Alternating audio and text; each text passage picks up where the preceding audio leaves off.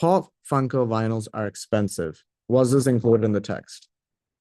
No, it was not, right? So this was not included in the text. Collectors will exchange their story. Collectors will exchange their stories online. Was this included? Um, don't think so. I think I might have to look through it again. Friendships are built through a global community. It was. The Hikari line wasn't as successful as expected.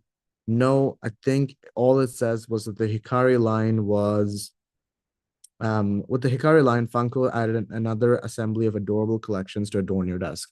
It doesn't say whether it was successful, not successful, etc. Right? It just says that there was a Hikari line, which just added on more things. Right? So the answer is C. Friendships are built through the online community. All right. Next question. What is the synonym for reimagine? Oh, sec.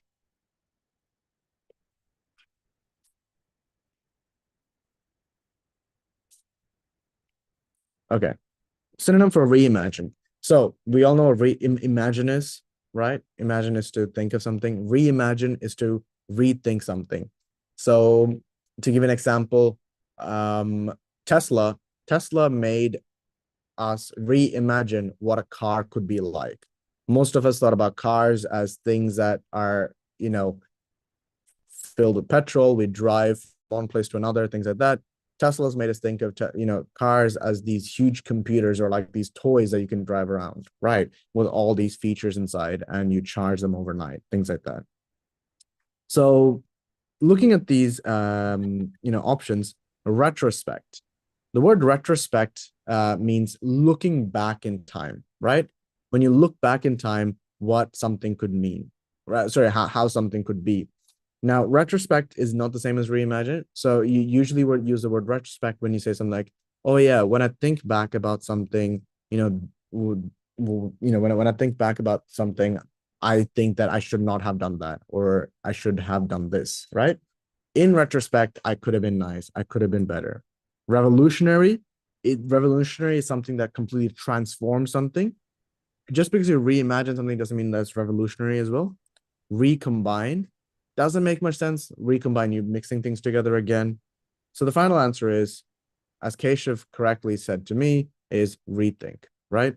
To think again of what something else, right? Um, moving on to the next question. Chai. All right. Someone asked me, let's see. For question number 3, why can't it be D? Why can't it be D? Because as in, if you look at the text, it says that the fans were the people who made it a global phenomenon. So that's why the answer is that it doesn't say anything about the 2010 Pop Funko line making it a global phenomenon. That's why. All right. So Shanvi and Keshav, you have your hands up. If you have the questions, just send it in the chat. Okay. Chai. Chai is steeped in a rich history. The name chai is actually the Hindi word for tea, which is derived from cha, the Chinese word for tea. In this case, the Hindi term chai means a mix of spices steeped in a tea-like beverage. Recipes for chai vary from continent to continent.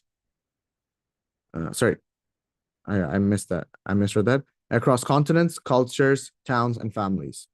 But the traditional ingredients of a spiced tea blend usually includes black tea mixed with strong spices like cinnamon, cardamom, cloves, ginger, and black peppercorns. The spiced tea mixture is typically brewed strong with milk and sweetened with sugar or honey. However, the milky sweet treat we order in coffee shops and tea shops today has very little common with the origins of Indian chai.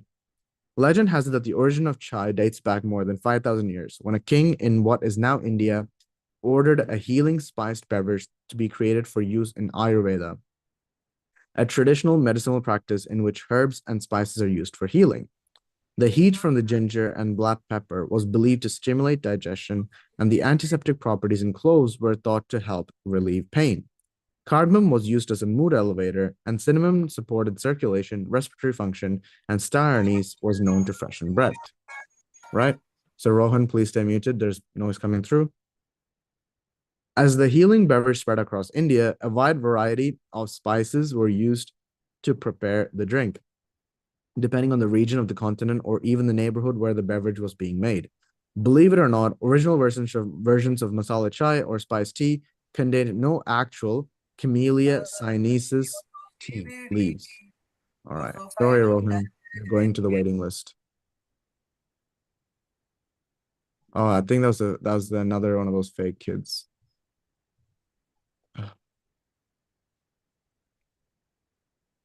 This is actually quite frustrating. Do you guys think I should send a message to the WhatsApp group chat telling parents to like check on their kids? Yeah. All right. Yeah. Give me 3 minutes. Let me send a message to the WhatsApp. Definitely. Yeah. Give me My a minute. mom is already doing that. All right. Just give me a minute. Give me a minute. Thanks, guys. Thank you. 1 second. Okay. What are you doing? 1 second. What's happening? Wait 1 second, Jano. I'll explain. If you could just be patient for a second. Dear parent, we have had an issue consistently with few students using inappropriate names on our Zoom classes. If your child is currently supposed to be in our Zoom class and not able to, and check out, this is because of this. We ask you to help us with this issue. Thank you.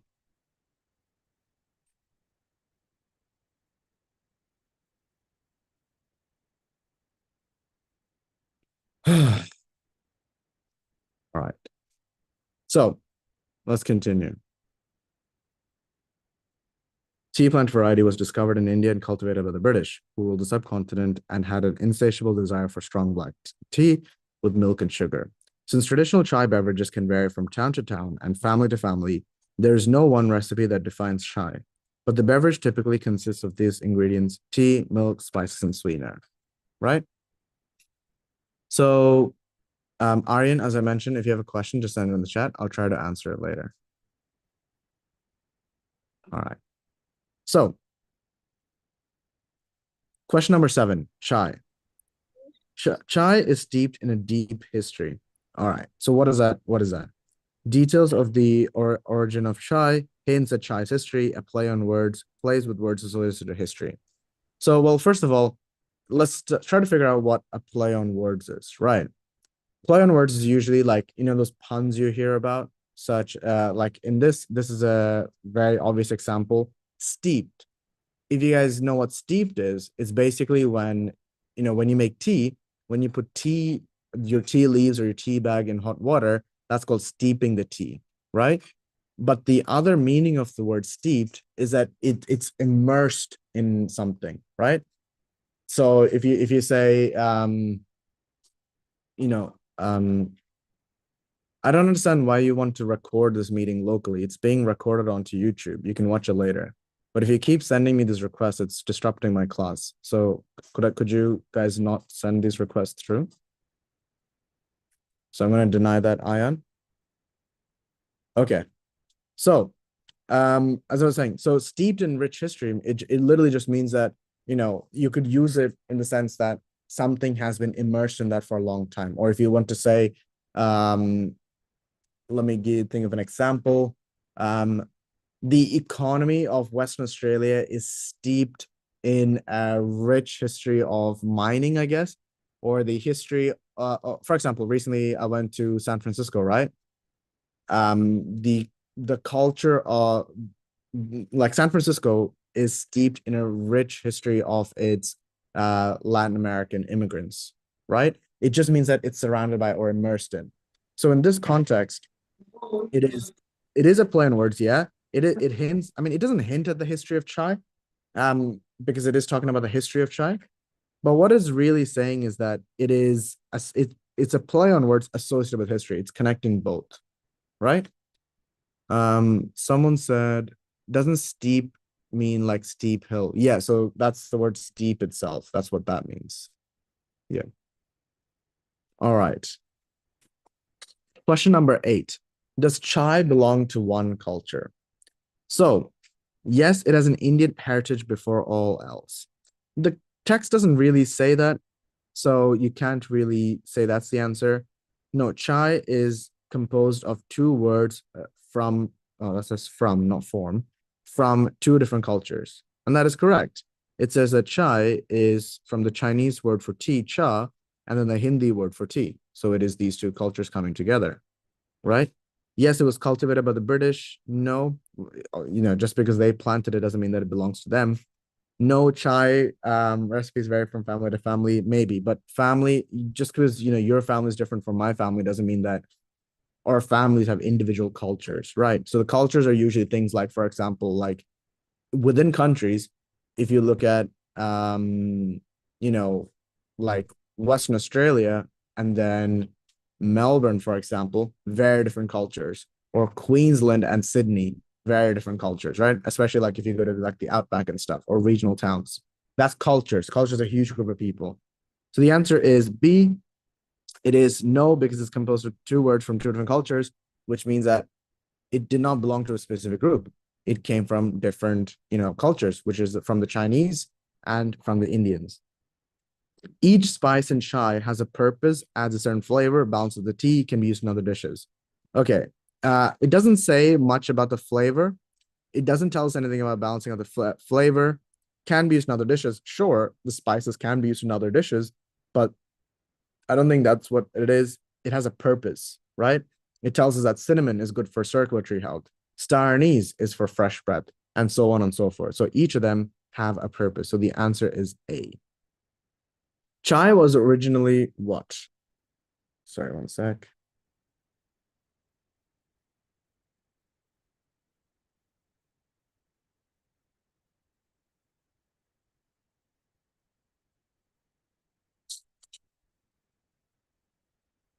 Okay. Chai was originally what? A strong black tea. No. Well, actually, let's look back in the text and find out what chai actually is. So it says that legend has it that chai dates back more than 5,000 years ago, when a king in what is now known as India ordered a healing spice beverage for his use in Ayurveda, a traditional medicine practice, right? So chai was originally, and then it also, well, we'll come back to that later, but basically, it doesn't say that it was originally a black tea, doesn't say it was originally cultivated by the British. It was originally an Ayurvedic remedy and not foreign ingredients.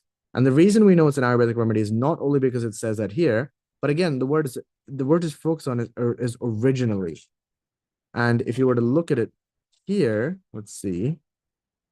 The term chai means a mix of spices steeped in a tea-like beverage. It doesn't necessarily say tea, but tea-like beverage. So it's originally an Ayurvedic remedy. This was a, very interesting, challenging question. Typically is closest to what? So typically, if you guys know, just like normally, right? Atypically usually is the opposite, right? Like usually when you put a in front of a word, like normal, abnormal means not normal. So a is usually the antonym, so not atypically. Exceptionally means outstanding or like unique. It's an exception, right? It's not the norm, it's exception. So if something is exception, it's not typical, right? So that is wrong. Uniquely, well, if something is typical, it obviously is not unique. So the answer is A, customarily. Question number 12. Masala chai lacked what? Masala chai, let's take a look. Let's find out where it talks about masala chai. All right. Believe it or not, the original versions of masala chai or spiced tea contained no actual Camellia sinus tea leaves. Milk, sugar were also later additions to the famous drink. So it had the same spice combinations as chai. Well, it lacked the same spice combinations. Well, it doesn't say that. It says it lacked tea leaves, and then it said it lacked milk and sugar, which were later additions. So that's not correct. The process used to make traditional tea, no. Sugar and milk to balance the chai. Yes, it did lack that. It didn't have that originally. Camellia sinus as a base. The reason, although D and C are both correct, the reason D is more correct is because in this context, when you think about chai, when you think about tea, the base is the tea leaf, right? The fact that like masala chai lacked the tea leaves is more of, an impact than the fact that it didn't have milk or sugar. Because, for example, even in today, if you were to order masala chai, you could say, oh, I don't want sugar with that because I have diabetes. So you could just get, on its own. But if you ask for masala chai and you say, oh, I don't want any tea leaves in it, people will look at you weird, right? It's like asking for a sandwich without bread. Like, okay, what are you getting? Right? So the answer is D. The phrase, the name chai is actually a Hindi word for tea, implies that chai is a term specific to the Hindi language.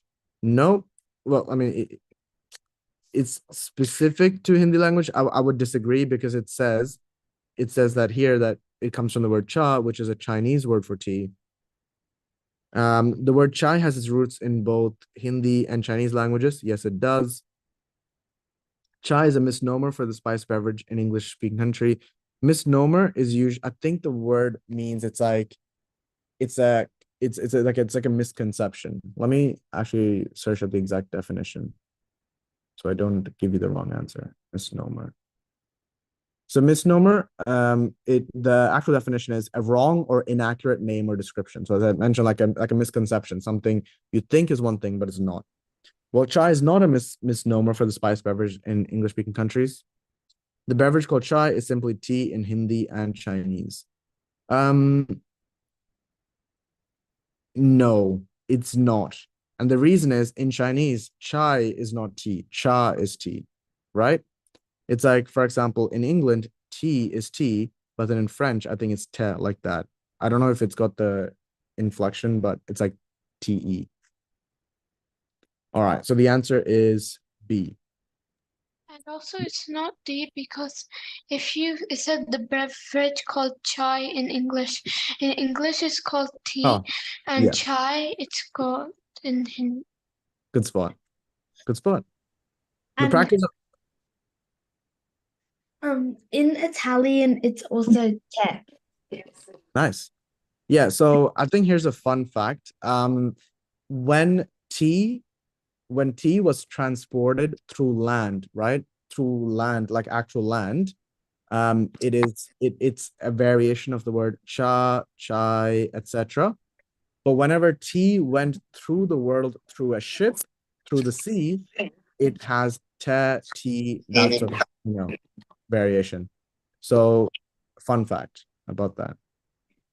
Also, another fun fact was there about tea is that England had a huge war against China ages ago because of tea. Like the country England literally ran out of their silver coins because they spent all that money on buying tea from China back in the day.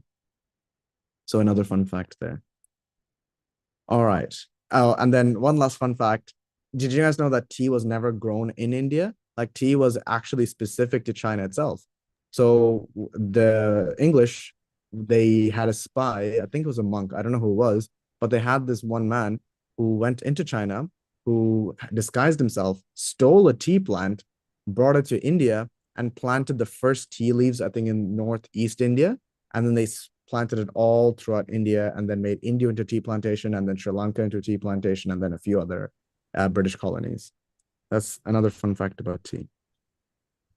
The practice of adding milk and sugar to chai was influenced by what? The British during the rule in the mid 1800s. That's correct. It tells us that here. Milk and sugar were popular thousands of years later in the mid 1800s when Camellia sinensis assamica. Oh, by the way, that word Assam is actually a region in India. And tea plant variety was discovered in India and cultivated. Oh, there you go. Discovered in India and cultivated by the British, who ruled the subcontinent, had an insatiable desire for strong black tea with milk and sugar. All right, so that's 14 done. Second last text. Okay, someone asked me, can you give me some advice for reading comprehension? Regarding reading comprehension, it is like in terms of you know, what do you call it? Sorry, 1 second. I have fun advice. Sorry, one second. All right. So, a few tips. First thing is there's three different reading types, right? So the first, okay, I know there's a few questions coming through in the chat. I'll come back to them in a bit, but I'm just going to ignore them. So the first one is reading the whole passage as it is. So as you guys saw, you know, when I was doing the text just now, I read the whole thing at a normal speed throughout, and then I'm doing question, look for the answer, question, look for the answer, question, look for the answer, like that. The next tip is to skim read. So you quickly read really quickly, and then you look at the question, and then you find for the answer, and then you know, next question, find the answer, etc., etc.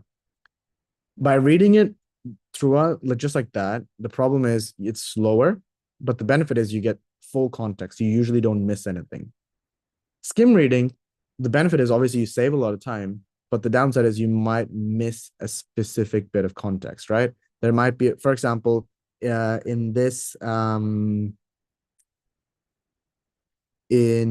text, actually, in this text, for example, the fact that they, you know, you like the original tea did not have any tea, like you might have missed that, and then you would have only picked this up because you might have just read the Latin word and you just probably ignored it. Or in this example, in Pop Funko, you skim read this, and then you said, "Oh, Netflix global phenomenon, that's it." But then you forgot that it was the fans that made it, helped it become, you know, a global phenomenon. So that's the downside of skim reading. Next, after skim reading and these two, another type of reading you can do is you read the question first, and then you just look for the answer in the text. You don't pretty much you don't read the whole thing. You only go back to find the answer.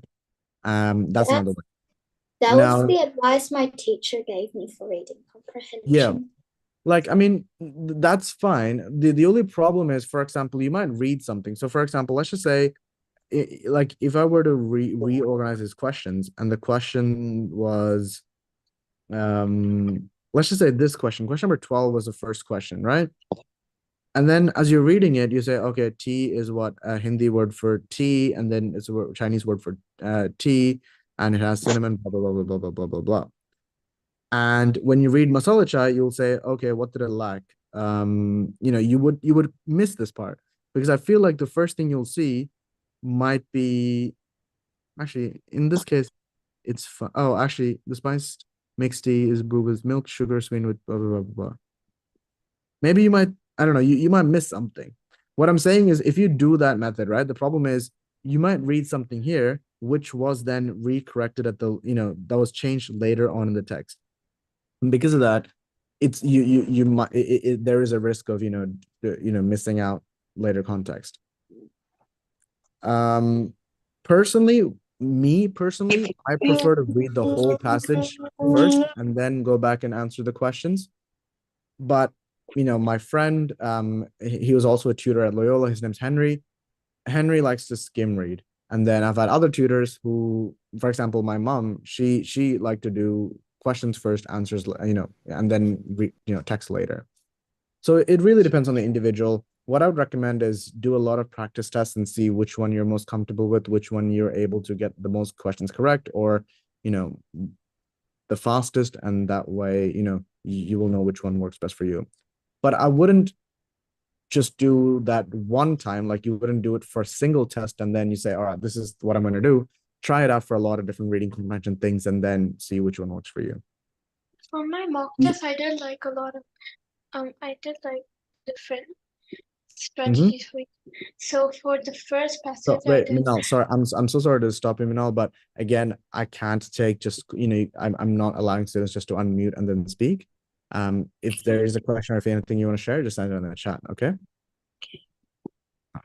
So the next thing I will tell you in terms of tips for reading comprehension is to pretty much whenever you read a question, right, try to find the exact like words or phrasing in the text. Find out evidence from the text first, right? Always find the evidence first and then answer the question or then choose the answer, right? That's what you should do. Okay, final text. The tone of quotation V can be, or 5, can be best described as what? So quotation 5 is by Malala Yousafzai. All I want is an education. I'm afraid of no one. So the words defined, what does that mean? Defined, again, break it. So here's a tip, right? If you don't know what words mean, usually a good way of figuring it out is break it down into words that is close to or you think it could be same as. So defined is the root word for define is defy, right? Defy means to go against something, right? So I'm sure you guys have seen in memes like, oh, that defies all the laws of gravity, or Indian movies defy all the laws of physics, right? So defy means to break or go against. So in this text, she's saying, all I want is an education. I want an education. I'm afraid of no one. So she's very defined. She's going against what other people want or other people might say no to her. So for cultural context, Malala Yousaf, I believe, was living under Taliban rule, and the Taliban does not allow women or girls to get an education. And Malala stood up against it and fought for the right of girls to have an education. And she was shot by one of these terrorists in the terrorist organization. And she won the Nobel Peace Prize. And she currently fights for education equality around the world. So that's defined, could be very close to correct. Restrained. Restrained, the root word again is restrain. What does restrain means? It's to stay away from something. It's to like tie yourself back. Restrain is usually like literally, I think when you think of the word restrain is when you either hold yourself back from something you want, or when people actually hold, patients back, they're being restrained, or a restraining order, things like that. So she's not being restrained. She's not being held back. She's saying, no, I'm going to get what I want. So that's definitely wrong. Rational. Rational means to be like logical, right? Now, is it always logical for your benefit to stand up against a terrorist, especially if you're just a very young girl? And the answer is no. It's not rational. It's brave, but brave does not mean rational. And obviously, Malala was lucky because she survived, but she got shot, she got hurt. So it's not exactly fully rational. Optimistic. Optimistic means to be hopeful for the future. This tone is not very hopeful because she's saying, I'm not going to be afraid of anyone, right? So it's not optimistic. The answer is defined. Which of the following proverbs and phrases best reflects quotation 8? The direction in which an education starts a man will determine his future in life, right? Basically, how your education shapes you when you're young will shape your future in life, right? If you value your education when you're young, if you give yourself knowledge, if you give yourself things, it will really affect who you are in the future. So to give you an example, a real life example, if any of you wondered why Loyola is called Loyola, is because when I was young, like I honestly didn't think I was a smart kid. I honestly thought I was like I honestly thought I was a dumb kid. Like I didn't think I was too smart. And in year 6, pretty much where you're going to be next year, like so in Ireland, where actually it's the same in Australia. I grew up in Ireland, and in Ireland you go to high school after year 6.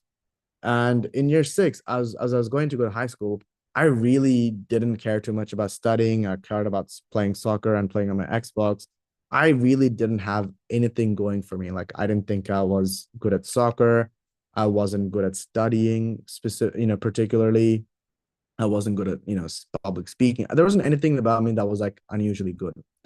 But then there was this teacher at this school that I went to called Loyola, who was actually a priest. So Loyola, like that school was a Catholic school, and the priest, he was like very, very like he was very, very inspiring or motivating.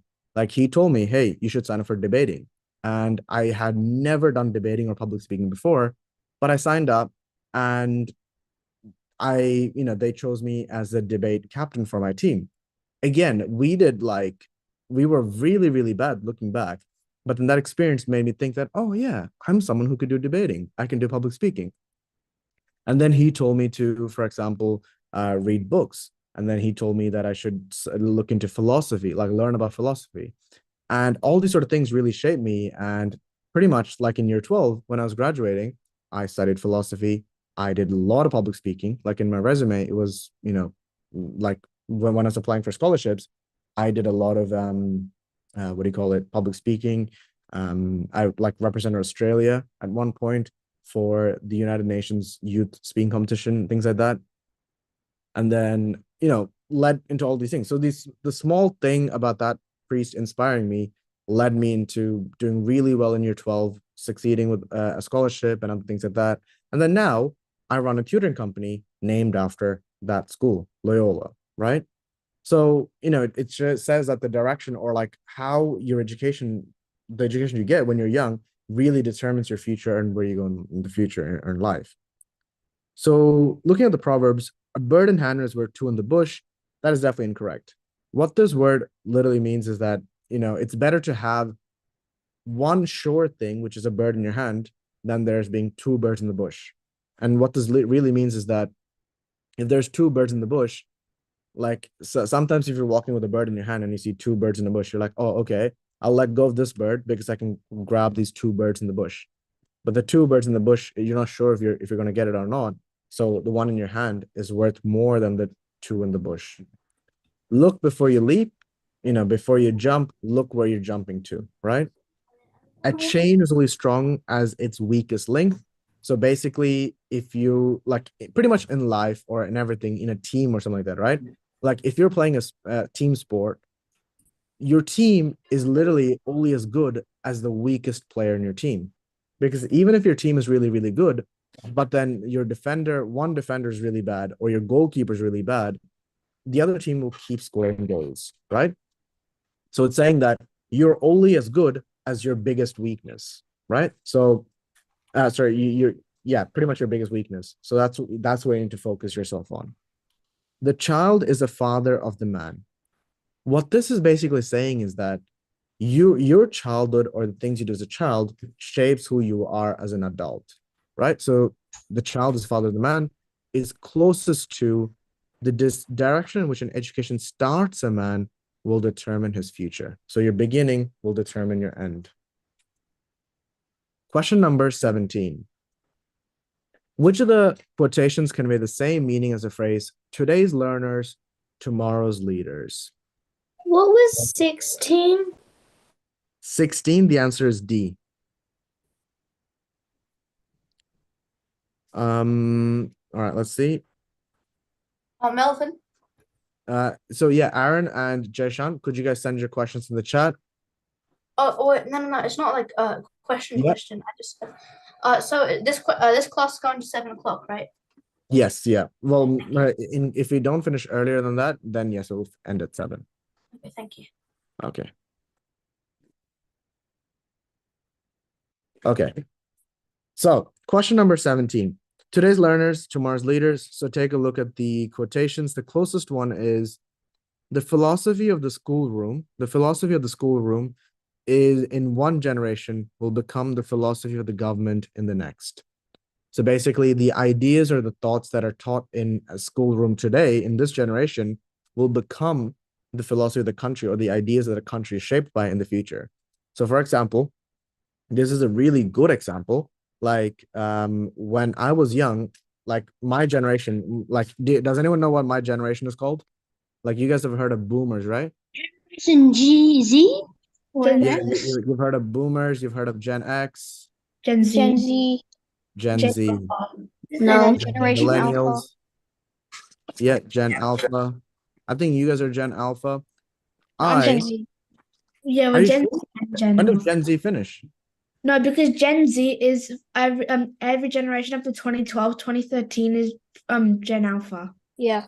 Yeah. Wait. Gen Z is after 2012. No, it's No, Gen Z.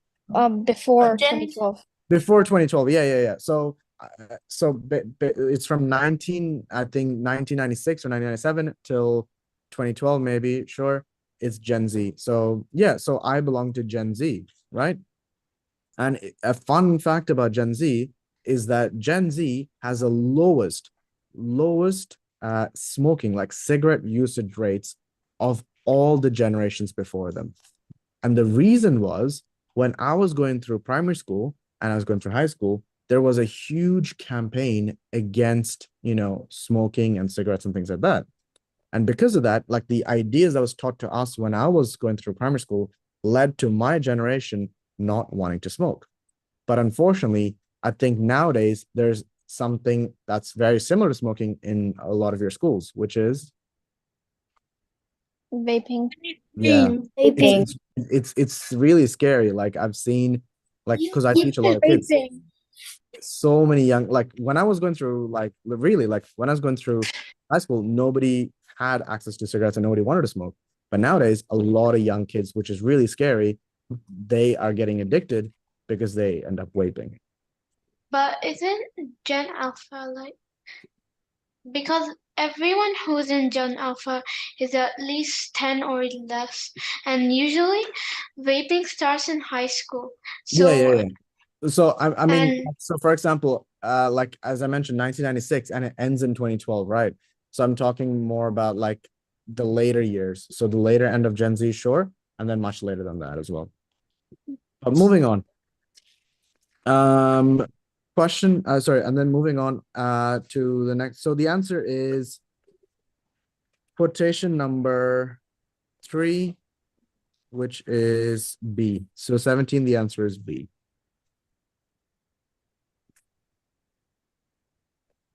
Question number 18.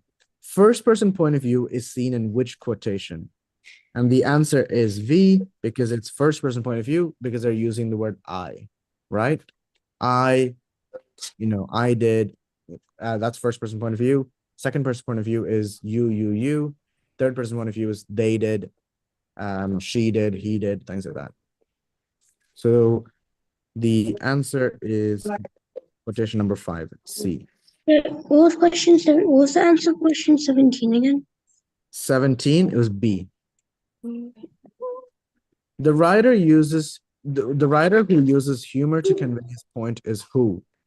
So the writer who uses humor is, I would say, Mark Twain. In first place, God made idiots. That was for practice. And so in the first place, then he made school boards. So it's basically like Mark Twain is using a roundabout way of saying that school boards are full of idiots. I really hope that none of your parents are on school boards. But yeah, so he's using humor to talk about school boards. All right. Question number 19. The writer we actually have done 19. So the answer is Mark Twain. Which writer is most likely to have been a teacher themselves? All right. So let's take a look. Gail Godwin. So what does Gail Godwin have to say? So he says, good teaching is 1/4 preparation, 3/4 pure theater. So he's giving a recipe. He's giving us how to be a good teacher, which is be prepared. But more importantly than being prepared is you have to act. You have to, entertain. And that's why if you look at Loyola's logo, we literally say educate, and entertain. But if you have to choose, entertain, because no one learns anything boring, right? And that's why Gail Godwin is the closest one, but we'll look at the other ones as well. Clifford Stoll, data is not information, information is not knowledge, knowledge is not understanding, understanding is not wisdom. Doesn't tell us anything about him being a teacher, doesn't give us any hints about him being a teacher. James Baldwin, the paradox of education is precisely this, that as one begins to become conscious, one begins to examine the society in which he is being educated. Doesn't tell us much about him being a teacher as well. Malala Yousafzai, again, she just says she wants education, so it doesn't tell us about her being a teacher. And the answer is A. And the reason is he is telling us how to be a good teacher. So it's more likely that he himself is actually a teacher. Which of these writers is most likely to agree with the view of Einstein? So Einstein said, education is what remains after one has forgotten what one has learned in school. So let's take a look. A student's wisdom is more valuable than a professor's knowledge. Maybe. The school boards one, definitely not. The philosophy, definitely not. Data is not information. Information is not knowledge. Knowledge is not understanding. Understanding is not wisdom. Maybe. All I want is an education. Oh, let me just mark the maybes. So Abraham Lincoln, definitely not. Mark Twain, definitely not. Malala Yousafzai, definitely not. Clifford Stoll, yes. Because he's saying that education is essentially what remains after you forgot everything else that you learned, right? So for example, if you think about back to like school, like your school teachers have taught you for hours and hours and hours. Like if you come to Loyola, we've spent hours and hours and hours.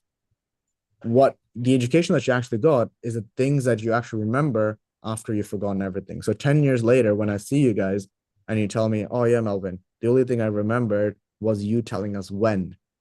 And I'm like, what? And you're like, when did I ask? Right? There's the things that you remember after you've forgotten everything else. And what Clifford is saying is that data, which is just pure information, is not information. Information is not the same as having knowledge of something. Knowledge is not the same as understanding something. Understanding is not the same as wisdom. So he's basically saying that it distills down, down, down, down, down, and wisdom is the most important thing at the very bottom. So the answer is D. Which of the following quotation pairs is most closely related? 2 and 3. So 2 says, in the first place, God made idiots. That one. And then Was it B or D for so 21? 21, it's D. So two, the one about idiots and the one about philosophy of the future, not related. The one, quote 1, it's wisdom is more valuable than professor's knowledge. And 4, about wisdom is not the same as understanding. That is related. So I'll tell you what that means. So what quote 1 is saying, a student's wisdom is more valuable than a professor's knowledge. So remember, as I told you about the Clifford's thing, he says that there is levels to what is important, what is not important, right? So Patra, are you in the call with us right now? Did Patra leave? There's 2 Patras. I don't know which one's Patra. Okay, hopefully this one is.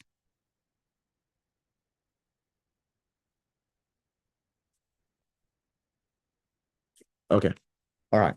So Patra is the one with the smiley face next to. yeah, I know, but is she back in the call? Patra, are you here?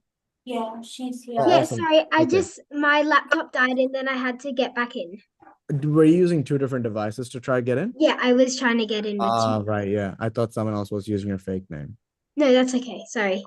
That's all good. All right, so back to this. So yeah. So option 1 is saying a student's wisdom is more valuable than a professor's knowledge. So, if you were to think about, recently I was, pretty much since I graduated high school, the only books I've read have been biographies, right? Basically, if you guys know what a biography is, it's the story of an special individual, right? So I haven't really read any other books except for biographies. And in a lot of biographies, one common thing you'll notice is that a lot of times people who have done exceptional things in life they don't follow the rules that were put onto them by society or people in charge, right? Because if you simply follow the rules of society and people in charge, you don't end up becoming exceptional. You just end up becoming normal. And nobody will write books about normal people, right?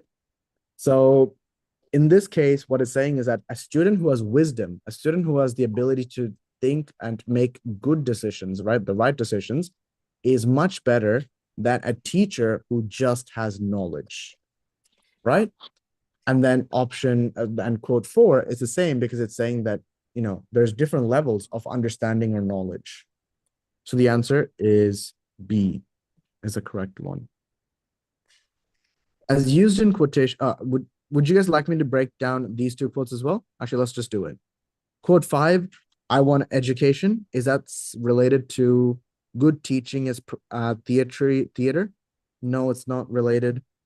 Quote 1, which is about wisdom, versus quote 8, which is about how you start your education will determine how you end up. Not really. The closest one is B. All right. Give me a second. Let me connect this. All right. So my laptop is back to charge.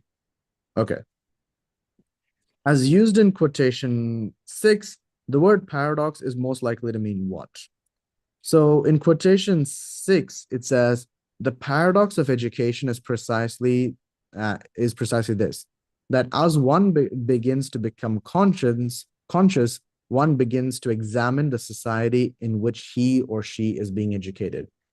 Basically, the society that you are being educated in. So to give you a good example, who can I think of? So, do you guys know who Mahatma Gandhi is? Right. Yeah. Gandhi was an Yeah. educated lawyer, right? He was an educated lawyer, and I think he learned law in England, or he learned law under the British rule, and he became knowledgeable and he became wise by the British and ended up wanting to destroy British rule over India, right? So what it's saying was that the education gives you, it's basically saying that the conflict or the weird thing about education is that once it teaches you something, then you become knowledgeable about reality, and then you then end up questioning the thing that taught you how to think, which is kind of weird. It's like a weird circular thing. It's like Voldemort, because Voldemort in Harry Potter, so he learned about like magic and stuff, and then he used it in a bad way Yeah. from people who taught him like in a good way. Yeah, exactly. So the word is conflict. So the actual word for paradox is usually something that doesn't make sense. It's like a circular thing. So for example, there's this thing called the grandfather paradox.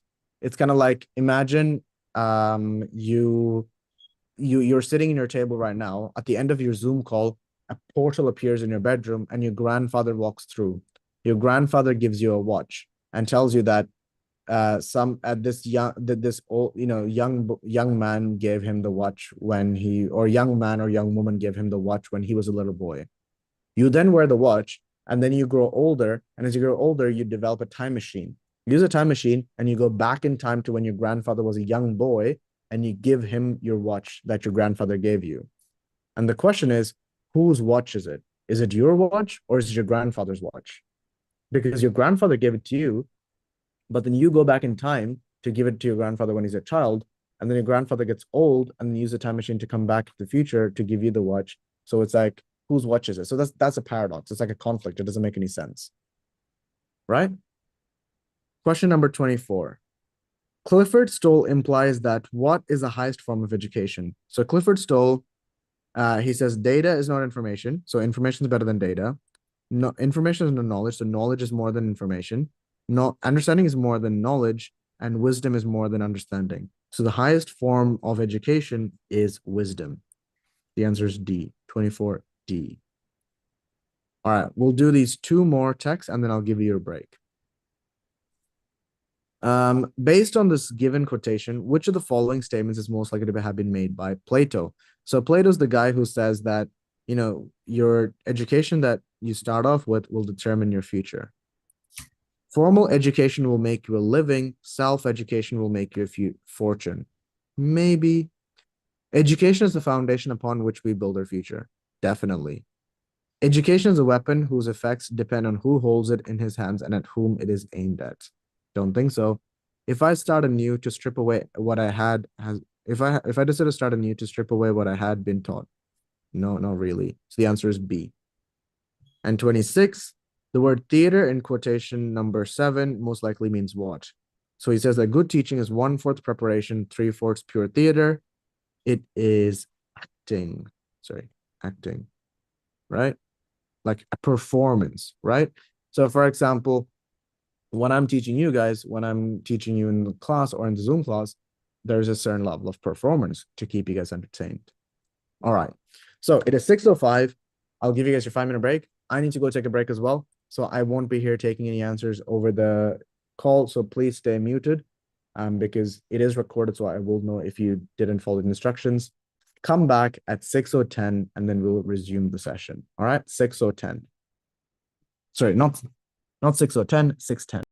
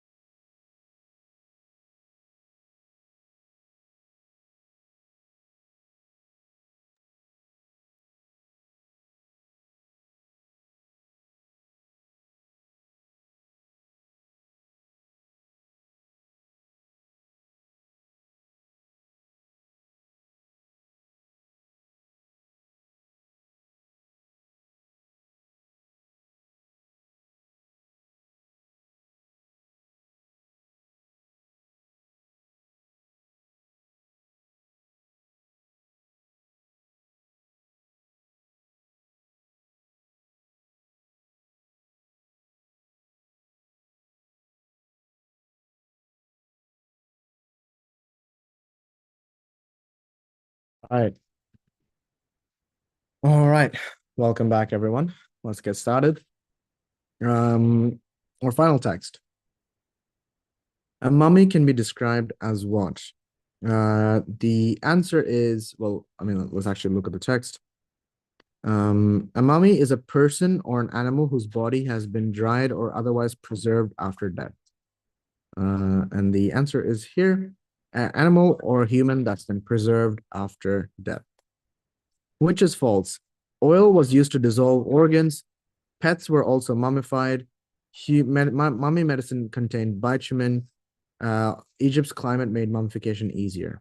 And the answer is mummy medicine contained bitumen. And if you were to take a look, it says that here, during that time, countless mummies were disemboweled and burned to meet the demand for mummy medicine.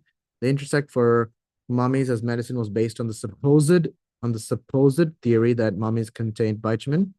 It was thought mummies were involved in bitumen, but that was rarely the case.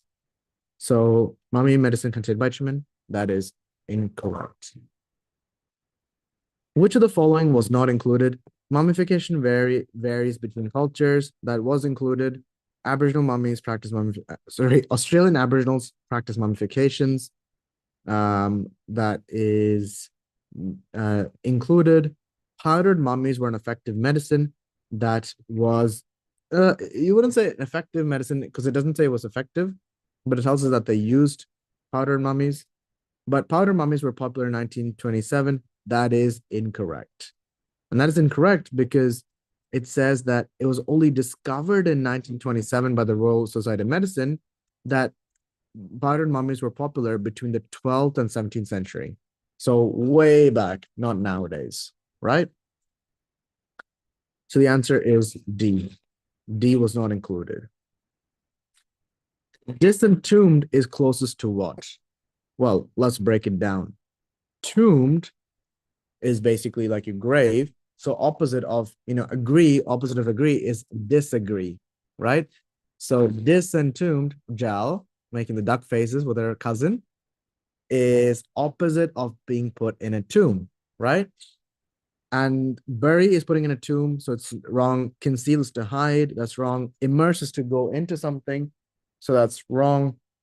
Resurrected means to come back from the dead or to make things alive again. This is the closest to being taken out of the tomb, right? So the answer is A. Mummification included climates where bacteria couldn't thrive. Yes. Bitumen and resin, not necessarily, because it included resin, but not necessarily bitumen. And not every culture needed bitumen and resin. Asphalt from the Dead Sea, I think it mentioned that in... No, it didn't include bitumen, which was the asphalt from the Red Sea. So the answer is A. It needed climates where bacteria could not thrive. So if you were to look at mummies where people have found mummies, right? Other than the ones you have in your house, right? It's in Egypt, Australia, and then also in really cold countries. So for example, if you go to Mount Everest, there's a lot of mummies of climbers who try to climb Mount Everest, but did not survive. Okay. Are you sure about that? Sorry? Are you sure that there's mummies? Because would they freeze to death? Yes. So they were frozen so quickly that the bacteria could not survive and decompose the body. So the body's preserved very, very well. Okay. The purpose of mummification in Egypt is for what? So preserving as much skin tissue as possible. Yes, it mentions that. Keeping the physical body intact for afterlife. Yes. Pharaohs were comfortable in the afterlife? No. Keeping the dead comfortable for the afterlife? No. So the answer is B. And we have proof for that here, where it says...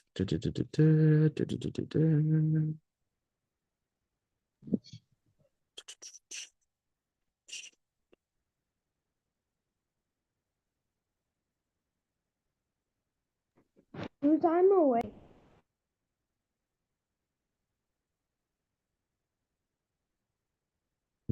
Since most bacteria cannot survive an extreme temperature, freeze temperature, no matter how the body was modified, the end game was preserving skin tissue as much as possible, and the priests, high tomb, were considered experts in the process.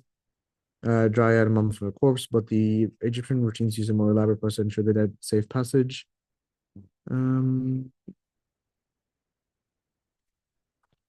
Real practice. There's that ancient according to the Egyptians, resolve things. Presuming some pharaohs were even buried with pets. The ancient believed that mummified their dead because they believed. So the ancient Egyptians mummified their dead because they believed that the physical body would be important in the next life. So there you go. So preserving. So the purpose of the mummification. So the reason why they did it was to heal the body for the afterlife, right? What was the common misconception about the mummification process? Mummies were primarily made in Egypt. That's something we think, but that's not a common misconception. The misconception was mummies were treated with bitumen. And that was clearly told us here about the medicine formula bitumen. Actually, it tells us here that it was supposed, right? People thought that it had bitumen and that it was rarely the case that they were embalmed in bitumen. The answer is B. What did the Egyptians believe about the physical body after death? That it was necessary for the individual's existence in the afterlife. It doesn't tell us this. It doesn't tell us this. It doesn't tell us this. It definitely tells us this in this Excuse me? section. Yeah. What was the answer to question 32 again? 32, the answer is B. And finally, 35, what was the reason for including the items in tombs with mummies? The reason was to, again, we can take a look at here. They were buried in elaborate tombs filled with everything they needed for the afterlife, So it was for use in the afterlife, according to Egyptian beliefs. Option is C, 35C. All right. I got 30 out of 35. Nice. Very good job. What was question 23 and 24? 23 was A, conflict, and 24 was D, wisdom. What is a good score for reading? Usually, if you get around 15 and above, it's pretty decent. Actually, slightly higher. That'll be good. Melvin, Send it in the chat, Aryan. Let's see. What else? Answer for question 14. It was B, the British during the rule in the mid-1800s. What was the answer for question 7? 7, the answer is D, a play on words with history.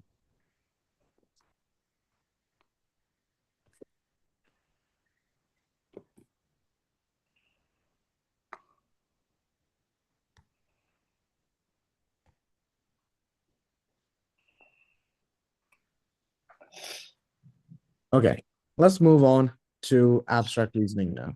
Wait, actually, sorry. For high marks in GATE, how many questions do you need to do correctly? It's not exactly how many marks you need. It's about, where you rank compared to other students.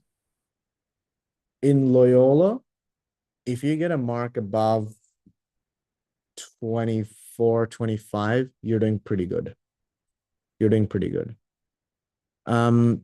I usually notice that in the longer passages, I cannot find the facts in time. Should I read the longer passages first and then the shorter ones? Or will that not help either?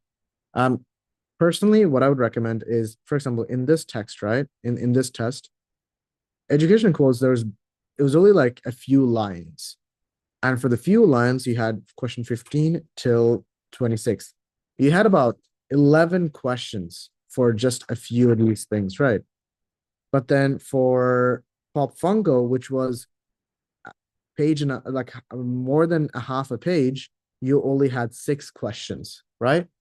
So it was a better use of your time to read the 11 questions, and then for the few lines, you had question 15 till 26. You had about 11 questions for just a few of these things, right? But then for Pop Fungo, which was a page and like more than a half a page, you only had 6 questions, right? So it was a better use of your time to focus on the short text and do the other questions than the longer ones. So that's something I would recommend. Okay, let's go through abstract reasoning, because in class, your teachers will go through quantitative reasoning. So, Excuse me. yep. Send Is it in the there gonna chat. be? Is it not really a chat question? Is there gonna be a Zoom class on Sunday? Next There will Sunday. be. There will be, yeah. Excuse me, Yeah. Melvin, can you just tell me what the answer for question 5 was? Yeah.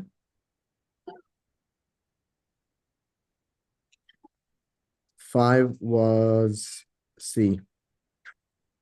Thank Oh. you. Welcome. In the Yeah. reading comprehension, should I read the whole text, then answer the questions, or scan the answer in the text? So as I mentioned, it's really up to the individual. Whatever works better for you, that's what you should do. Okay.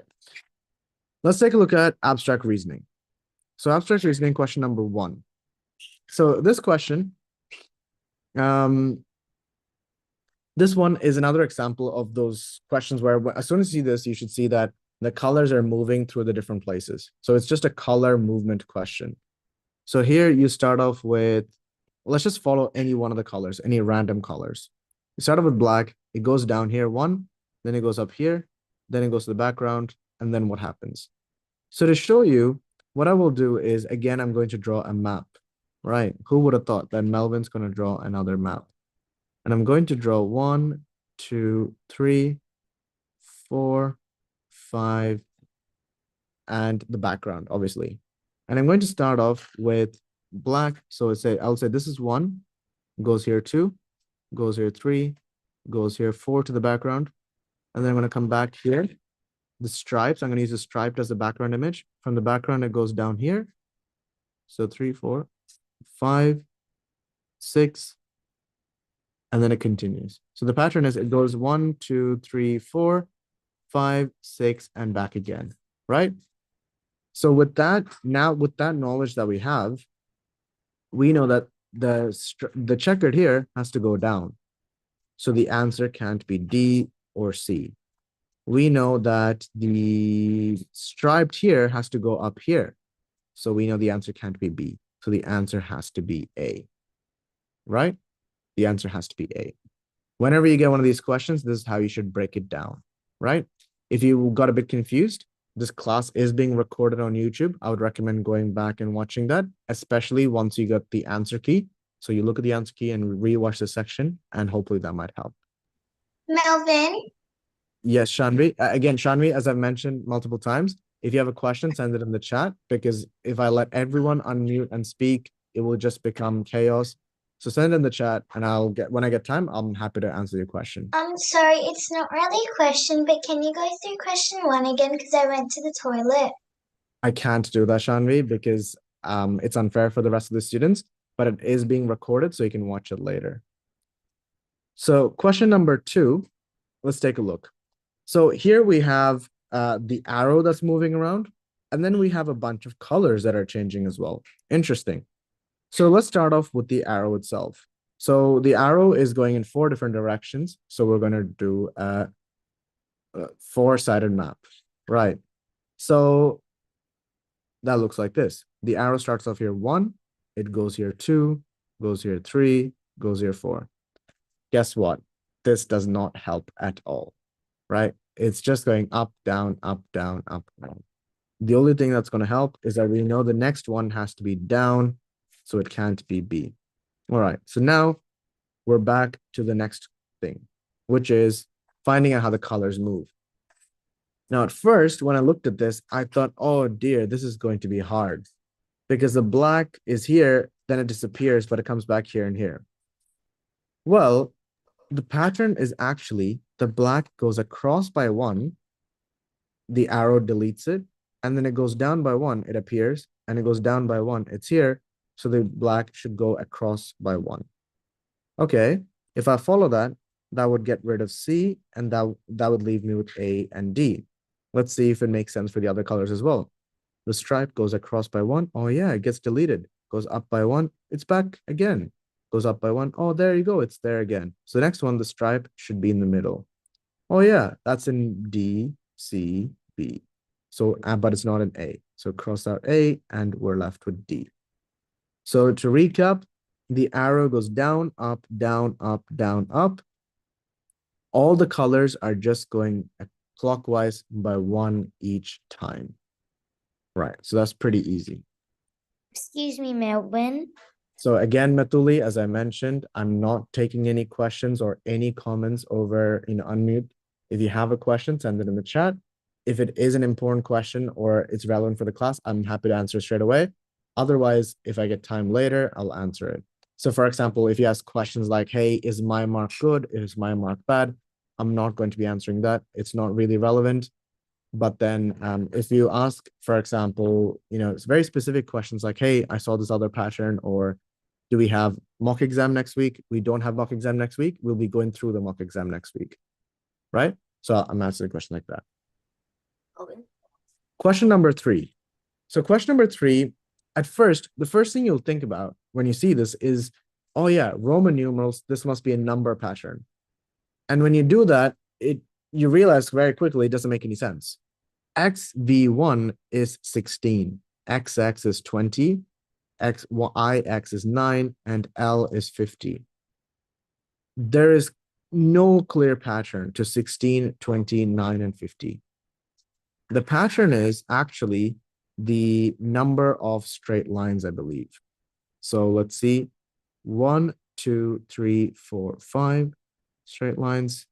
1, 2, 3, 4 straight lines. 1, 2, 3 straight lines. 1, 2 straight lines. And then 1 singular straight line. And the answer is A. Well, strokes, not straight line. Right? Melvin, Yeah? can't Oh, it be yeah. like Mhm. the number of strokes? That's what I said. So I meant as in I started with straight lines, but then I said strokes, straight lines, same. But yeah, again, just a reminder, send it in the chat, okay? Okay. Question number 4. So again, question number 4, it's one where colors are going around. So let's take a look going across. Let's see. Black becomes the background. This becomes the background. Oh, so it's very obvious. The bottom right becomes the background. Okay. So the background here is white. So the bottom right has to be white. So we can cancel out D. What else can we see? This dotted, so the bottom left goes to top right. Okay. Bottom left goes to the top right. So top right was striped. So the bottom left has to be striped. So the answer can't be A because again, the background is also striped. So we're now left with B and C. We're now left with B and C. And then let's see what else we can find. So going back here, we can see that the top left becomes the bottom right. Oh, that doesn't help us as well. Oh, actually, does it? Oh, it does help. Oh, no, it doesn't help us. Bottom left was the background. Bottom left was the background in the previous image. So the bottom left was dots. So the background of the previous image has to be dots, which is C. Right? So to recap on the pattern, to pretty much just see again, guys, I'm not taking any questions if you unmute yourself. I'm literally going to mute you and then move on. So if you have questions, just send it in the chat because it does become quite unfair for everyone else. I see that few people have your hands up, send it in the chat, I'll answer it there. But the pattern, if you draw out a map, it looks like this. So if I start off with 1 here, 1, actually I'll use a different color. 1, 2, 3, 4, 5. So the colors move in this sequence here. All right. There's another way of doing that question. So again, Kavya, as I mentioned, I'm not going to be taking any mentions, comments, questions over the chat. Send it in the chat. If it is useful for everyone else, I will share with everyone else. The main reason is, as I mentioned multiple times, I don't want it to be unfair for everyone else joining. So if there is a question query, happy to answer it, but it has to be through the chat. All right. Question number 5 is actually really, really easy. The pattern is if you look across the row, the ball is bouncing like this. Bounce to there, bounce there. See that? So the next one has to bounce across to the middle and bounce back to the top left here, right? So the answer is C.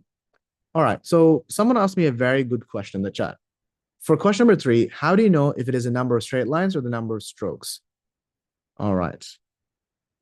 So it could, because if it was a number of straight lines, there is one line and one curved line. Very, very good question. So to re-clarify what the person was saying was that if you look at the question so far, it's all been straight lines. X, X, V, I, L, right? And if you were to follow that logic, the answer should be C because there's only one straight line.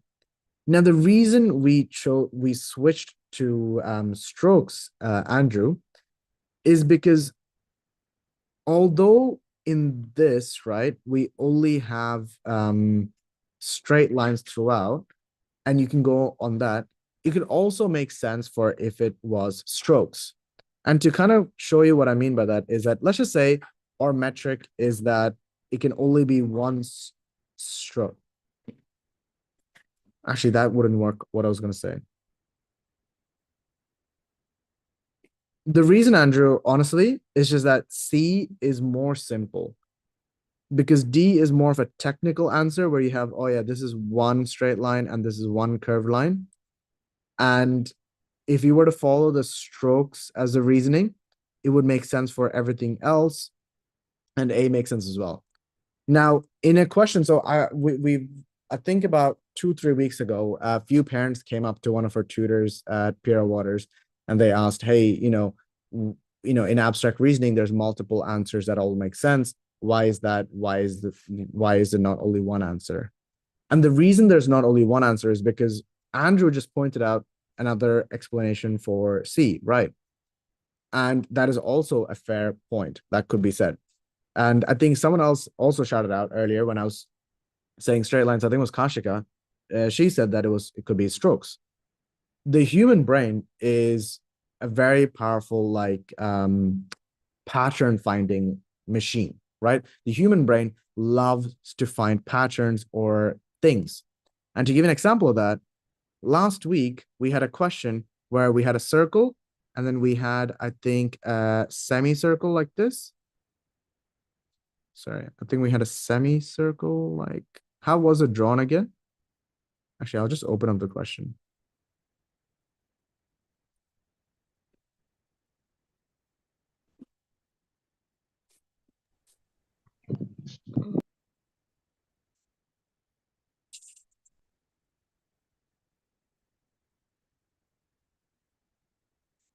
Yeah, there you go. Question number 9. Oh, Yeah. So this question is literally a segment of a circle with a line and a dot.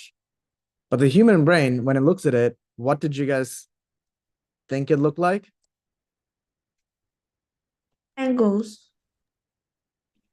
Sure. Fractions of a circle? Fractions. Person sitting on the Really? toilet. Yeah. Yeah, guys. It looked like someone was sitting on a toilet, right? So, yes, someone sitting on a toilet. So why is that? Why is it that now that I mentioned it, when everyone looks at it, you're like, oh yeah, it does look like that. And the reason is the human brain is just really, really good at finding patterns, right? And whenever you make a question like this, like these abstract reasoning questions, you can always find a compelling argument for another pattern. So when I was doing the, like me and all my friends were studying for the medical entrance exam, so the exam to get into medicine, we also had these pattern questions. And what we were told was that with these pattern questions, when there's 2 potential patterns that could explain a question, the one that is the most common or the easiest would be given as the correct answer. And C, the number of strokes, is a more simpler pattern, and therefore that is a correct one. Do you understand, Andrew? Yeah. Line. Yeah. So that's one thing to keep in mind. For example, whenever you do a question, choose the simpler pattern over the more complicated one. Someone said, okay, let's take a look at the next one. Question number 4, another way of finding a solution is find the pattern in the bottom right corner. That becomes the background, goes diagonally, saying goes for the diagonals. Yep, that's fair enough. Okay, question number 6. Question number 6, let's map how the black pattern goes. Starts off here 1, 2, 3, 4. 1 to 2 plus 1 plus 2 plus 3 Plus 4. plus 4. Yeah, plus 3 plus 4. So it starts off here, goes 1, 2, 3, and back to the original position. So the answer can't be B and can't be D. So the black goes all the way around and goes to the very bottom again. Next, the other pattern that's happening is if you were to focus on the arrows, from the first image to the second image, the left two stay the same, but the right arrow turned anti-clockwise by 1. From the second image to the third image, the bottom one stayed the same, but the top one turned anti-clockwise, and this also turned anti-clockwise. From the third image to the fourth image, all of them turned anti-clockwise. So in the fourth image to the fifth image, we're assuming that all of them once again will turn anti-clockwise. So this arrow will face this way. So it has to be C and not A. This arrow will face left. Again, C makes sense. And this arrow will face down and C makes sense. All right. Question number 7. Question number 7, the pattern is down the column, right? If you follow down the column. So the black color here goes down by 1, goes down by 1, but goes in the background. If you follow here, it goes down by 1, and it should go down by 1 again. So the black should be in this section here. So the answer can't be A, and it can't be D, it has to be C or B. The gray also goes down by 1 to the background, and then down by 1. The gray goes down by 1, down by 1 to here, and it should go down by 1. And the answer has to be B. And to prove it to you, see, black goes down to the background, black goes into the top. Gray goes down by 1, gray goes down to the background. So they're all just going down by 1 each time. Question number 8.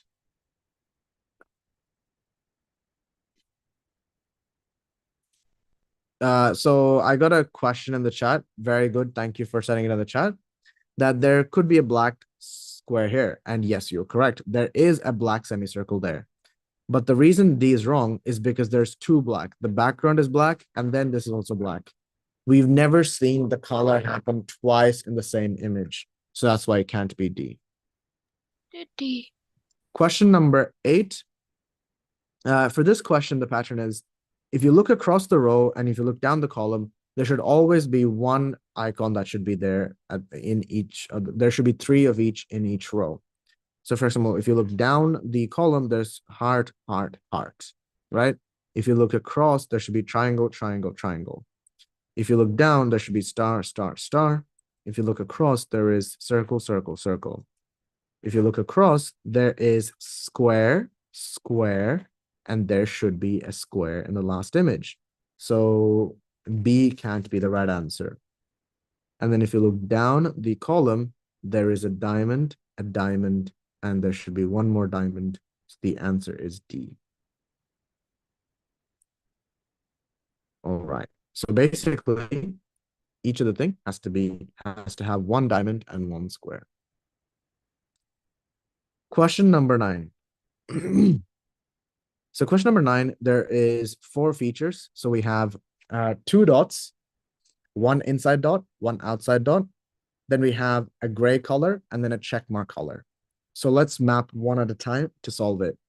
Let's start with a nice easy one, which is the inside circle. So the inside circle has 4 locations to go to. So it starts off here 1, goes here 2, goes here 3, goes here 4. 1 to 2 plus 1, 2 to 3 plus 2, 3 to 4 plus 3. Next one should be plus 4. So the inside dot comes back to the original last image. And the answer, oh, it doesn't help us at all. Oh, what a waste of time. A, B, C, and D all make sense. Great. So let's rub that out. That doesn't help us at all. Let's see something that is unique. So between all of them, one of the most unique ones is the check mark color, right? Where the check mark is. So let's do the check mark. Check mark can go into 4 different locations. 1, 2, 3, 4. 1 to 2 plus 1, 2 to 3 plus 2, 3 to 4 plus 3, and it should be plus 4 again. So 1, 2, 3, 4 back here. So the answer can't be A and it can't be D. And between B and C, the only difference is where the outside dot goes. Now, the outside dot, it's actually moving in a few different locations. So 1 second.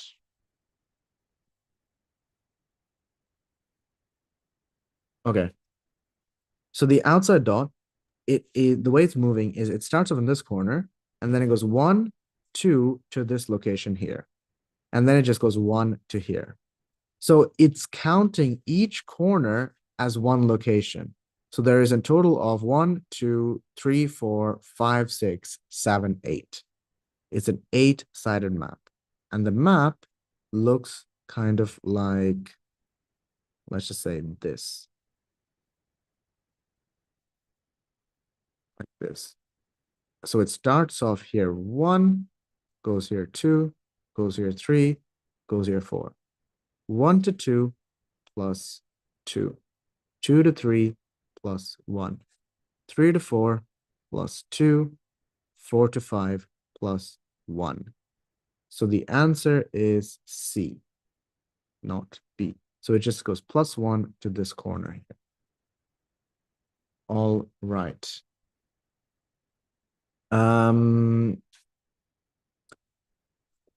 What is the answer to question 7? The answer to question 7 was C, and the answer to question 8 was D. Okay. Question number 10. Question number 10, this one was rather easy explanation, actually. Each row must have 1 love heart and 1 smiley face. So because of that, this one cannot have a love heart or a smiley face, and the answer is C. If you're curious about what the arrows pattern is, the arrow is going -1, -2, -1, -2. Question number 11, this is usually hard to see on the whiteboard, but it's easy to see here. Basically, there is 2 sets of dots. This is set 1 and this is set 2. So let's focus on set 1. Set 1 is actually moving like this. If you look at it, this goes +1. So +1 here, +1 here. Do you see that? Then it's going +1, +1 there. Then it's going +1, +1 there. And this is going to go +1 and this is going to go +1. So there should be 2 dots like that. So we know it can't be C and we know it can't be A. It has to be B or D. Set 2, basically, it's using this as a central point. So this dot does not change at all. But then this dot is orbiting. It's going around. Do you see that? This central circle. So the next one, it should go up here. And the answer is B and not D. It's moving like that. Question number 12. Let's take a look. So question number 12, there's really no point in figuring out how the arrow thing moves because they all look the same in all the images except for D. So let's focus on the lines first. The pattern goes down the column. So I'm going to show it to you like this. I'm going to paint this line as green. And I'm going to do this line as yellow. Yellow. Yellow. Green. Green. So the green line is going +1, +1, +1 on 4-sided map. So the green one is going on a map that looks like this. Starts off at the left, goes to the top, goes to the right. The yellow one, yellow. Oh, by the way, isn't this the Australian team's colors? Yes. It's going -1, -1, -1 Yeah. on 8-sided map. So the 8-sided map looks like this.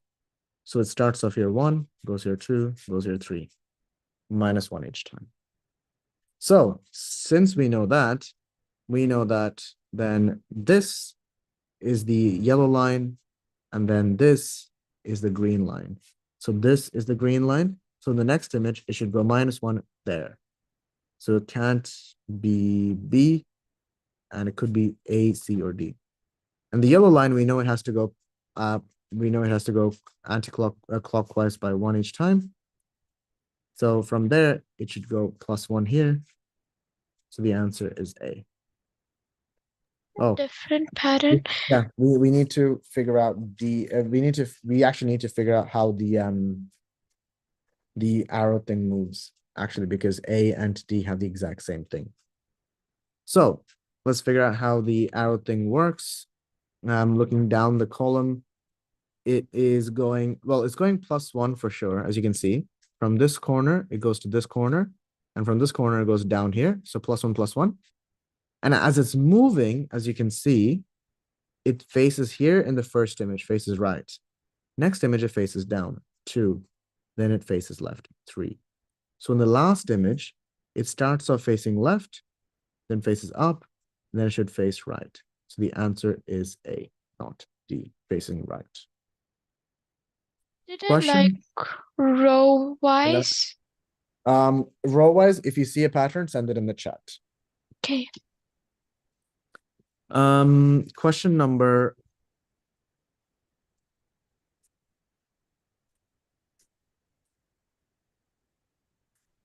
13. Yeah, I know. Sorry, I was just looking at a message. Kapish, I don't understand what you meant by that. Could you send me that explanation again? And then the other question was, how do you know which one is green and which one is green? Well, we can see that one line is always going to the sides, top, right, left, like that. And one line is going to the corners and sides like this. So that's how we differentiate. The one that's in the corner is clearly the yellow one, and the one that's only at the sides has to be the green one. Question number 13. So 13, again, we see that the colors are moving, and let's see how the colors move. Black goes up by 1, and then it goes +2 to here. Okay, let's actually draw the map. It's easier. Black starts off here 1, goes here 2, goes here 3, goes here 4. 1 to 2, +1. 2 to 3, +2. 3 to 4, +1. Next one should be +2. So the black should go 1, 2. So the final image, the black should be the top right. Answer is not A. Right? Next, the between B, C, and D, the number one thing that's different in B, C, and actually, all of them are kind of fair game. So let's take a look at the dot here. So let's focus on the dot on the outside. If you look at the dot goes from this edge to this edge here, +1. From this edge to this edge here, +1. From this edge to this edge, +1. So next one should be from this edge to this edge, +1. So the answer has to be B with a dot on this edge. Do you guys understand? Question number 14, by the way. My goodness, this was a hard question. If any of you find a simpler way of explaining it, send it in the chat. But this was a very difficult question. By the way, it's not difficult because it's hard to see. It's difficult because the logic is kind of hard to explain. It's kind of like the concept of gravity, right? All of you know that gravity exists and it's very easy to see it, right? So I'll show it to you for those of you who don't know how gravity works. So I'm going to let go of this. Gravity falls down. But if I had to explain gravity using science, it will take a lot of time and a lot of effort. It'd be a very complicated explanation. So question number 14 is not hard to see, but it's hard to explain logically. But all you need to do is take a look at one of the colors. And the colors I'm choosing is this white here. So it's isolated from all the other whites. So just this one white here. And if I were to track it from this image to this image, this white here goes 1, 2 to this location, plus 2. Then from this image to this image, it goes 1, 2, 3 to this image here. So this location here. From here to here, it goes 1, 2 to this location. And then from this image to the next, it should be 3, 1, 2, 3. So it should be around the bottom left here. And the only one that makes sense is A. Do you guys understand? Actually, A is wrong. Aha, see, that's the other fun thing. A is wrong. So this is what I mean by it's kind of hard to explain. The reason A is wrong is because we were focused on, if you pay attention, this white here, the one that is opposite to the two whites. And this white here is not opposite to here. The answer is D because it's the only one that's opposite and in the general direction of where we want it to be. The other ones are obviously wrong because there's only 3 whites here and there is 4 whites, but they're all spread apart, as you can see. Oh, actually, there's 5 whites here. 5 whites here as well. And then this one is in the general direction that's completely wrong. So the answer is D. All right.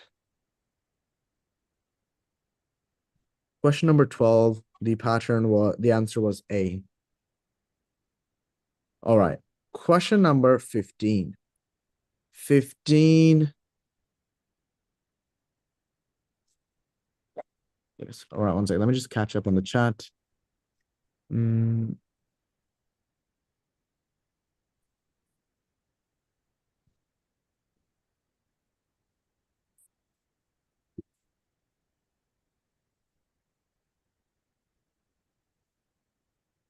Okay.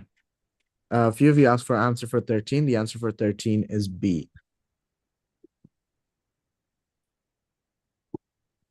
Okay, how the dot moves. So basically, if you want to see how the dot moves, each petal has 2 flat sides. Basically, the dot is just going through the flat sides by 1 each time. So it goes +1 to this side here, then it goes +1 to this side here, then it goes from here to here, +1 here, this flat side, and it's going to go +1 again to this flat side. Kapish, do you want to explain about what you're going to say? Actually, sorry, by explain, I mean, could you send it in the chat? What do you mean by that? You sent me a question earlier saying that for question 9, the checkered pattern has a line. Yeah. What do you mean by that? If you look really closely on the first image, you can see like an extra line showing up there. Yeah. And then the second, there isn't. And then the third, there isn't. But in the fourth, it's back. So that means that could be a pattern. So you see, yeah, really tiny. Like here. Okay. Yeah. So again, if that happens again, so the next one shouldn't have that really tiny line. And C and A is the only one that don't have the really tiny line. So it's when we eliminate A, it's automatically C. Yeah. The only problem with that is an example of a complicated pattern because it's not consistent, firstly, because it's a really thin one, and then this is a slightly bigger gap. And then it's going disappears, appears, disappears. So it's not very flowy. But if you had it where it was disappears, appears, disappears, and then appears, that might make sense. Yeah, okay. Thank you. Question number 15. So for 15, the dot, this left dot is going up, across, down, and then it goes back up again. So the answer can't be A and can't be D. It has to be B or C. And then the colors. The pattern is actually going across like this. So it is gray, white, striped, black, checkered, gray, white, striped, black, checkered, gray, white. Next one should be striped, black, checkered. And the answer is B, striped, black, checkered. And final question for today, question number 16.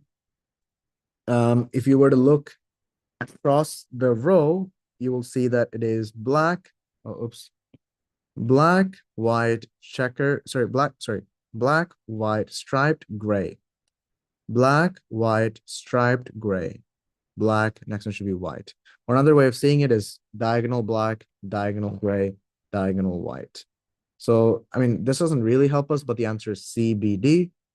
And then if you look across the row, the stripe, this dot one is going right, and it's going down here. It's going across, and it should go down there, which means that the answer has to be D. But I'll prove it again in the last image. It goes down here, and it goes across. The answer is D. All right, so everyone, I'm going to end the lesson there. Next week in class, your teachers will go through the marking. You'll mark everything, and your teachers will go through quantitative reasoning firstly. And if they do have time, they will do abstract reasoning. In the Zoom class next week, my plan is to go through, finish off abstract reasoning and then do some quantitative reasoning if I have time. All right. So that's pretty much it. I'll see you guys next week. Bye. Bye. Thank you. Excuse me. Bye. Yep. Bye. Bye. Melvin, Yeah. do we have another mock test like the week after next week? No. So next week is a final class, and then your holidays, you're free from Loyola. Yeah. But the sad news is you will have to come back again in January. So January 13th is our final set of classes. So if you guys are coming for that, it starts in January 13th, and then it will run until March 2nd, till just before you get exam. Isn't Melvin? that good news? Melvin, Isn't that meant to be good news? I would think it's good news, but some of you doesn't want to come back. So I don't know. Melvin? Because me. Will it be Thursdays and Sundays or one? Only Sundays? You only choose one, Saturday or Sunday. Melvin. Oh, okay. Uh-huh. So how do you manage your time when doing abstract? Because there's only like 20 minutes for 35 questions. Sorry. So how do you manage your time when doing abstract reasoning? Yeah. Yeah, I know it's very tough. What I would recommend is, again, it really depends on, like, for example, if I was doing abstract reasoning and I had 20 minutes, right? I would do, for example, question 1. I know it's going to be easy. I just have to draw a map like this, figuring it out. I would do question 3 because it's very few things. I know it has to be either a number of lines or things like that. Question 2, when I first look at it, it looks confusing, although it turns out to be easy. So if I was doing it, I might have skipped that. What else? Honestly, mostly, so question number 11, it might take me a long time, so I wouldn't figure it out. But honestly, most of these questions are fairly easy. Like 14, it was hard, but everything else was kind of easy. So if I were doing it, I would do, like, my personal preference, like what I think is easy. I will do these colored ones first. I will do these letter ones next. And then I will do, what do you call it? Yeah, so for example, the colored ones I will do, for example, this, this,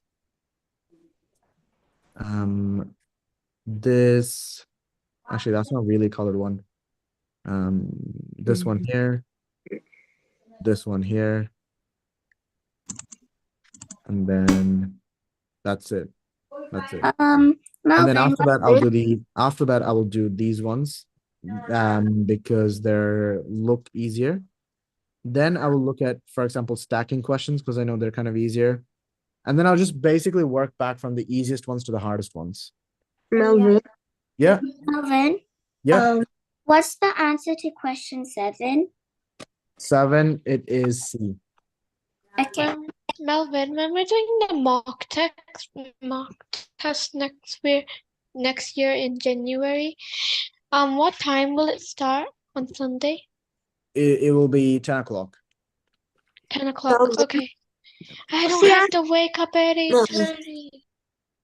What's the answer for question 16? 16 was D. B. D. And Melvin, 15. Shafri? Yeah. What 15? Wait, I can see it. It's all right. Thank you. Melvin, will there be a holiday workshop this holidays? No, there won't be. Melvin, And I want to take a break as well. Yeah. can you go through question 14 again? So unfortunately, okay, I'll quickly go through it. So here, you just follow this white dot that is opposite the two white dots here, right? So just focus on this one here. Yeah. And this white dot, it goes +2 to this location. Then it goes +3 to this location here. And then it goes +2 to this location here. And it should go +1 to this location here. And the only one is D that is opposite to the two closed white dots. So the answer is D. Okay, thank you. All right. If you guys have any more questions, send it in the chat, but I will have to leave soon. But send it in the chat so that way I can make sure that I answer everyone's questions. Bye. Bye-bye.